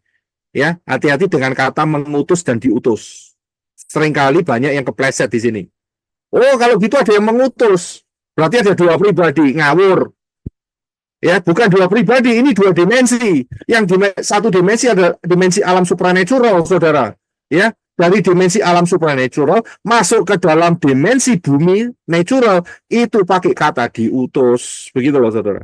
Tapi orangnya sama, pribadinya sama, ya, yaitu Bapak Yahweh yang ada di dalam dunia dimensi alam supranatural masuk ke dalam dunia alam fisik bumi ini, ya. Jadi itu jawabannya. Kemudian 17. Jika seorang bermaksud untuk melakukan kehendaknya, dia akan mengetahui tentang ajaran itu. Apakah hal itu berasal dari Elohim atau aku bicara dari diriku sendiri. Nah, ayat 18. Siapa berkata-kata dari dirinya sendiri, dia mencari kemuliaannya sendiri. Namun, siapa mencari kemuliaan Dia yang telah mengutusnya, dia ini adalah benar dan ketidakadilan tidak ada padanya. Saudara paham? Karena itu, ini prinsip yang saya pegang. Saya mau mengajarkan saudara berdasarkan apa yang ada di dalam daftar Elohim. Tidak keluar dari sana. Kalau sampai keluar, dari kalimat Yeshua ini, sudah dideteksi, kalau ada orang yang mengajarkan tidak mempunyai dasar fondasi, berarti dia itu mencari kemuliaannya sendiri. Karena pakai konsepnya sendiri. Sudah bisa lihat? Paham ya? Jangan sampai ada yang menawarin saudara, kamu kepingin masuk Syamayim detik terakhir dengan menggunakan minyak kudus. Itu konsep sendiri. Saya harus terang-terangan kepada saudara. Hati-hati. Ya. Kita harus kembali apa ada yang tertulis di dalam daftar Elohim. Saya juga harus hati-hati. Oh, daftar Elohim itu juga ada yang dikembangkan atau gimana? Wah, itu usah hati-hati dah. Ya, kita harus punya betul-betul dasar yang benar. Ya, jadi hati-hati dengan pengajaran. Kemudian Ya. Ayat 19. Bukankah Moshe telah memberikan Torah padamu dan tidak seorang pun di antara kamu melaksanakan Torah? Mengapa kamu berusaha membunuh aku? Ya. Jadi kembali lagi, setiap pengajaran saudara harus jadi dewasa, saudara cek kebenaran daftar Elohimnya di mana. Ya. Saya tidak mau mengambil kemuliaan buat diri saya sendiri, nggak ada untungnya, nggak ada untungnya. Saya kepingin harpazo, saudara. Ya, saya kepingin harpazo. Ya, saya nggak mau tersandung. Ya, jadi segala kemuliaan hanya untuk Bapa Yahweh dalam Yeshua HaMashiach. Oke, kita lanjutkan. Ayat 19 kita udah baca. Ya, mengapa kamu berusaha membunuh aku? Ayat 20. Kerumunan orang itu menjawab berkata, engkau kerasukan roh jahat. Siapa yang berusaha membunuhmu? Di atas tadi kita sudah baca ya, ayat 21 atau 2 dikatakan bahwa orang-orang Yahudi berusaha untuk membunuh Yeshua. Betul? Pada saat ini dinyatakan mereka menyangkal, kamu kerasukan roh jahat, siapa yang berusaha membunuhmu? Ini aneh ini. Betul kan? Jadi prinsip dosa yang disembunyikan sama mereka dibuka sama Yeshua, mereka akan mengelak. Tapi nanti akan dibuktikan sama Yeshua. Ya. 21. Yeshua menjawab dan berkata kepada mereka, aku melakukan satu perbuatan dan kamu heran. 22. Sebab itu Moshe telah memberikan sunat padamu, bukan berarti itu dari Moshe, melainkan dari para leluhurmu. Jadi sunat berdasarkan bukan dari Moshe. Sunat berdasarkan dari mana? Dari Abraham. Ya. Dan pada hari Syabat kamu menyunat orang. 23. Sekiranya orang menerima sunat pada hari Sabat, yang karenanya Torah Moshe tidak dilanggar, adakah kamu marah terhadapku karena aku membuat seorang pulih seutuhnya pada hari Syabat? Jadi Yeshua mengajarkan kamu melakukan pekerjaan penyunatan pada saat Syabat itu nggak masalah. Lah aku menyembuhkan orang saat Syabat, kamu mau bunuh aku, itu ceritanya. Ya. Ayat 24, janganlah menghakimi berdasarkan penampilan, tetapi hakimilah pengadilan yang benar. Jadi harus mempunyai judgment yang benar, ya. Nggak boleh cuman berpihak ke satu sisi. Kemudian ayat 25, kemudian beberapa orang di antara penduduk Yerusalem berkata, bukankah dia ini orang yang sedang mereka cari untuk dibunuhnya? Nah, ya toh. Saya bisa lihat, merasakan tadi di ayat-ayat pertama dikatakan Yesus udah tahu banyak orang mau bunuh dia di Yudea. Dia sudah datang ke Yudea, dia kasih tahu, kenapa kamu mau bunuh aku? Mereka menyangkal, ya kan? Nah ini kemudian ketemu lagi, ya, dari beberapa penduduk, dia bilang, loh ini orang yang kamu mau bunuh, nah ya kan? Balik lagi kan peristiwanya. Dan kemudian 26, dan lihatlah dia berbicara secara terbuka dan mereka tidak berkata pun kepadanya. Jangan-jangan sesungguhnya para pemimpin itu telah mengenali bahwa dia adalah benar-benar HaMashiach. Jadi terjadi kebingungan saat itu. Ya, terjadi kebingungan. 27. Padahal kita sudah mengetahui orang itu, dari manakah dia berasal. Sedangkan HaMashiach tatkala dia datang, tidak seorang pun mengetahui dari mana dia berasal. Benar nggak ini? Benar nggak? Padahal kita sudah mengetahui orang itu dari mana dia berasal, sedangkan HaMashiach tatkala dia datang tidak seorang pun mengetahui dari mana dia berasal. Benar nggak statement ini? Salah, Pak. Oh, yang benar bagaimana? Dari keturunan Daud ya. Herodes sudah tahu Pak waktu ditanya kepada Iya. di Taurat dari ibu di Bethlehem. Jadi Mesias keluarnya dari Bethlehem. Saya bisa lihat, karena Yeshua lama di Galilea, mereka kabur penglihatannya, pengertiannya. Saya bisa lihat, karena Yeshua lama di Galilea, di Nazaret.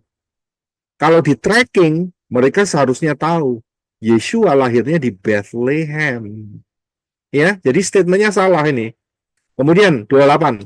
Oleh karena itu sambil mengajar dan berkata dalam bait suci, Yeshua berseru, kamu mengenal aku dan juga mengetahui dari mana aku berasal. Dan aku telah datang bukan dari diriku sendiri, tetapi dia telah mengutus aku. yang tidak kamu kenal adalah benar. Jadi Yesus mengatakan yang di atas, kamu mengenal aku dan juga mengetahui dari mana aku berasal. Ini secara fisik. Ya, secara fisik. Ya. Tapi Yesus mengatakan, ya, dan aku telah datang bukan dari diriku sendiri. Dia mempertegas bahwa mereka tidak mengenal ya siapa yang mengutus dia. Ingat ya, mengutus ini bukan masalah mengutus dan diutus, dua pribadi, tidak. Tetapi dua dimensi. Dimensi alam supranatural, spiritual, masuk ke dalam dunia fisik bumi. Ya, mereka tidak tahu. 29. Namun aku mengenal dia. Dia ini siapa? Yahweh, Bapak Yahweh. Ya, karena aku berasal dari dia dan dia juga telah mengutus aku. Ini hati-hati ayat ini. Ya, bukan dua pribadi, tetapi dua dimensi. Ya.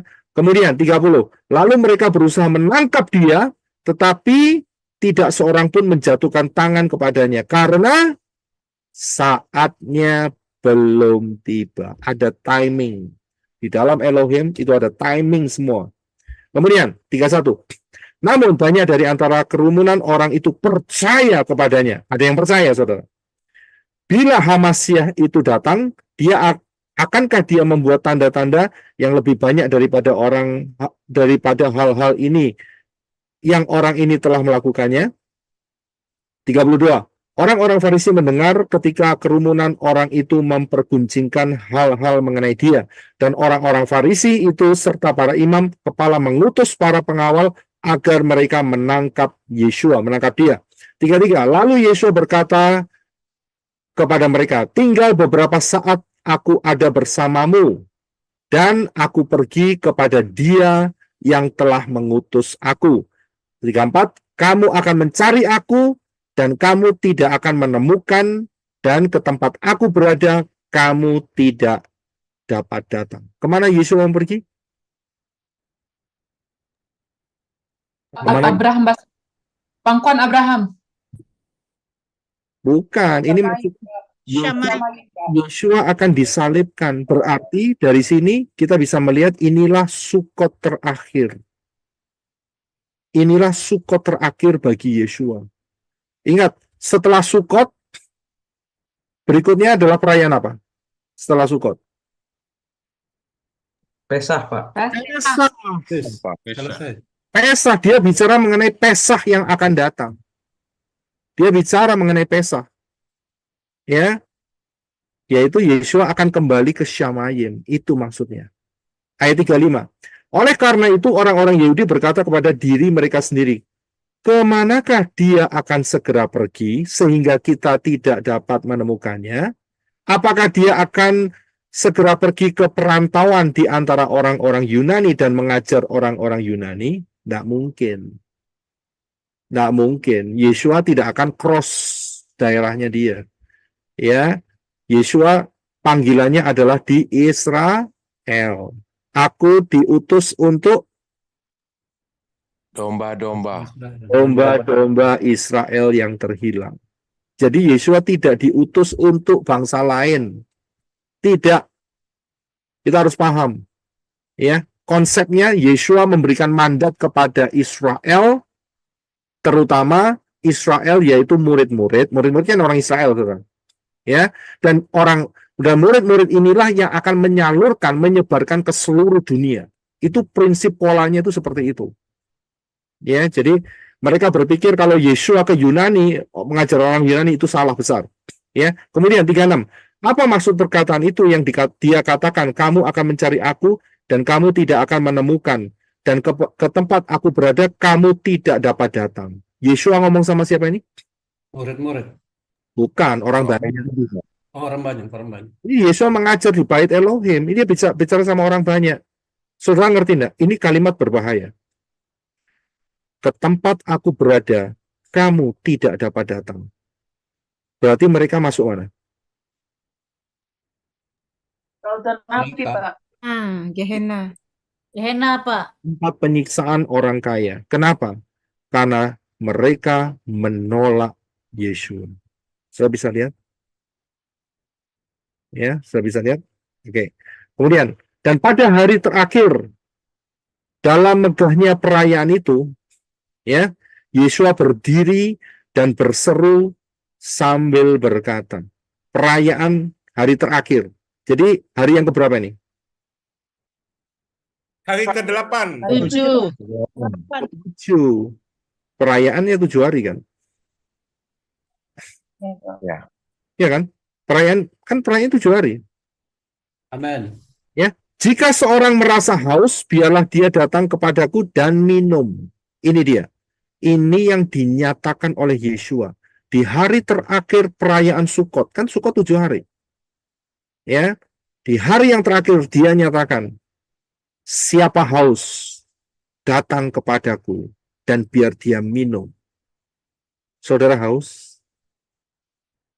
Bukan haus secara fisik, tetapi haus secara spiritual. Haus secara spiritmu untuk dipuaskan, disegarkan. Dan hanya ada satu yang dapat menyegarkan kehausan manusia, yaitu Yesua. Yesua berkata, kalau kamu haus, datang kepadaku. Ya, datang kepadaku. Karena itu, saya hanya manusia biasa, ya, yang menolong saudara sebagai saudara seiman, supaya saudara bisa minum sendiri dari Yesua. Ngerti maksudnya? Saudara yang harus bertumbuh, saya hanya menuntunnya saja. Dan itu hanya bagian yang Bapak Yahweh berikan. Saudara jangan datang kepada saya minta air kehidupan. Loh, saya tidak punya air kehidupan saya dari Yesua. Saudara harus datang sendiri ke Yesua. Setiap saudara harus punya pengalaman pribadi dengan Yesua. Saudara paham? Kesyamayim nggak bisa gandeng-gandengan, saudara. Oh, saya ngikut aja pelayanan menor nanti saat harpaso. Nggak bisa. Sendiri-sendiri. Karena itu, arah saudara harus sendiri-sendiri di hadapan Bapak Yahweh. Saudara harus jadi dewasa. Ya. Nggak cuma disuapi terus. Saudara harus bertumbuh jadi dewasa dengan baik dan benar. Bukan dewasa yang ngawur. Hati-hati. Ada dewasa yang ngawur. Buahnya ambisi dan sebagainya. Itu jerat. Hati-hati. Ya, jadi saya hanya mendorong saudara. Hanya memperlengkapi, mungkin saudara belum tahu ayat ini, ayat itu, saya berikan, ya saya sharekan, saya hanya sharing saja. Sehingga saudara bisa ikut tumbuh bersama-sama. Amen. Jadi, datang kepada Yesua untuk mendapatkan air itu. Saudara harus punya pengalaman. Bagaimana leganya saat baca daftar Elohim. Saat merenungkan daftar Elohim. Saat melihat daftar Elohim. Saudara harus sampai bisa mendapatkan segar jiwaku. Seperti Daud mengatakan, seperti rusa yang haus. Ya kan, ada banyak lagu rusa, ya kan? Tapi tidak masalah, ya kan? Yang penting adalah bagaimana mereka mendapatkan kelegaan dari air kehidupan. Amen. Ayat 38. Siapa yang percaya kepadaku, sebagaimana yang telah kitab suci katakan, nggak keluar dari kitab suci. Dari lubuk hatinya, sungai-sungai akan mengalirkan air yang hidup. Sudah bisa lihat? Ya, sudah bisa paham? Fondasinya kitab suci. Tapi kalau saudara baca Femina, baca Kompas, baca Tribun, baca CNN, dan sebagainya, dan saudara merasa terpuaskan, haus saudara, berarti saudara minum air got. Tahu air got? Ya. Selokan, Pak. Ya, air selokan. Pak, Jemberan. Air kotor, Pak, air kotor. Itu air racun semua di situ. Jadi sumber yang menyegarkan kehidupan saudara adalah sebagaimana yang telah kitab suci katakan. Sudah paham? Ya, makan dan minum. Kemudian 39. Dan dia mengatakan hal itu mengenai siapa? Roh yang mereka yang percaya kepadanya akan segera menerimanya. Karena pada waktu itu Roh Kudus, Ruach HaKodes belum tampil. Sebab Yesua belum dimuliakan. Ya, jadi arti kata dimuliakan di sini, Yesua belum Salibkan. Disalibkan. Diagungkan. disalibkan. Salibkan. Tapi saya lihat belum. Saat itu disalibkan, darah tercurah, darahnya menutupi saudara dan saya, maka disitulah ruah Yahweh Elohim dicurahkan. Oke, kemudian ayat 40. Selanjutnya setelah mendengar firman itu, banyak orang dari kerumunan orang itu berkata, dia ini adalah benar-benar seorang nabi. Orang-orang lain, 41, orang-orang lainnya berkata, dia ini adalah Hamasia. Namun yang lain berkata, bukan, sebab adakah Hamasia datang dari Galilea? Nah, ini dia, saudara. Salah konsep kan? Karena Yesua lama di Galilea, di Nazaret. 42, bukankah kitab suci telah berkata bahwa Hamasia datang dari benih Daud dan dari Bethlehem, desa tempat Daud tinggal? Nah, ini yang baru benar. Mereka tidak mendeteksi Yesua dari Bethlehem. Ya, 43. Sebab itu terjadilah perpecahan di antara kerumunan orang itu karena Yesua. Jadi Yesua memecah. Yesua pernah berkata, aku datang bukan untuk membawa Damai. Damai. Yesua datang tidak untuk membawa damai. Jadi slogannya Natalan itu keliru, saudara. Damai di bumi. Keliru. Betul kan? Lalu Yesus sendiri kok yang ngomong, aku datang bukan bawa damai kok. Tapi aku bawa apa? Pedang. Bawa pedang. Pedang dan memisahkan. Jadi keliru tuh konsepnya itu. Iya kan?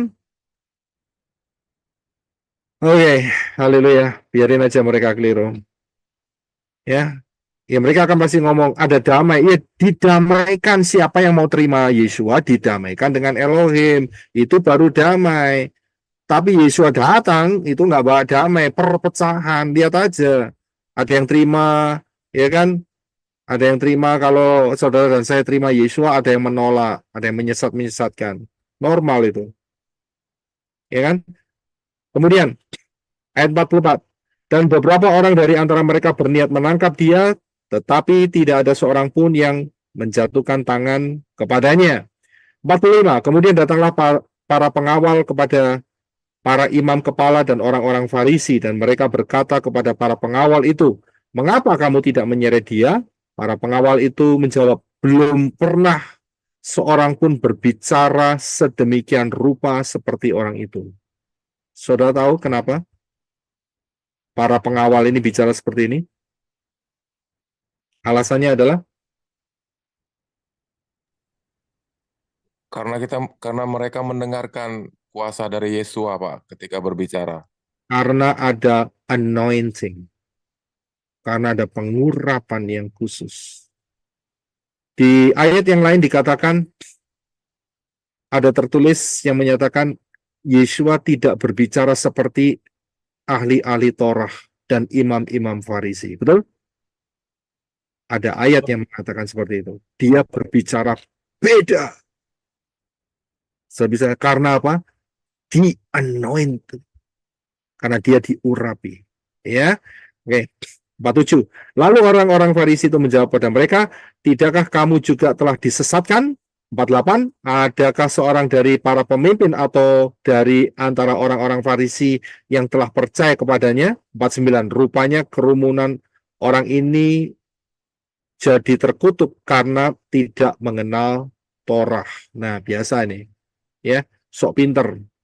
Ya kan? Mereka berkata, oh kamu tidak kenal Torah, jadi terkutuk. Ini yang berkata adalah orang-orang kepala, pemimpin-pemimpin. 50. Nikodemus.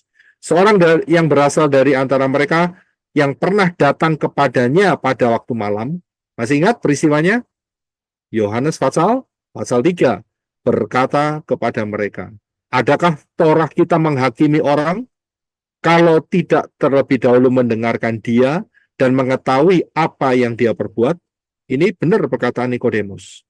4:52. Mereka menjawab dan berkata, apakah engkau juga berasal dari Galilea? Nah, ini dia sentimen nih.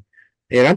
Selidikilah dan perhatikanlah bahwa seorang nabi belum pernah muncul dari Galilea. Ya memang benar. Mereka nggak tracking. Lawan Yesua sudah dilahirkan di Bethlehem. Nggak bisa lihat, kesalahannya bukan di Yesua, kesalahan di konsep mereka sendiri. Dan kemudian 53, dan mereka masing-masing pulang ke rumahnya. Oke, jadi Fatsal, ini yang Fatsal yang ke-7. Fatsal yang 8, saya akan lanjutkan next meeting kita. Amin. Sangat luar biasa. Kalau kita lihat perjalanan Yesua, kita lihat dari segala sisi kondisinya sangat-sangat menarik sekali. Ya. Dan itu menguatkan saudara dan saya. Yesua mengatakan, siapa haus datang kepada Yesua. Amin. Di luar sana saudara haus datang kepada Yesus. Ingat, juru selamat namanya Yesua. Dia orang Yahudi, namanya Yehudi. Jadi tidak pernah pakai ya nama Indonesia. Yesus nggak pernah. Jadi harus pakai aksara Yehudi, Yod, Shin, Waw, Ayin. Yesus. Amen.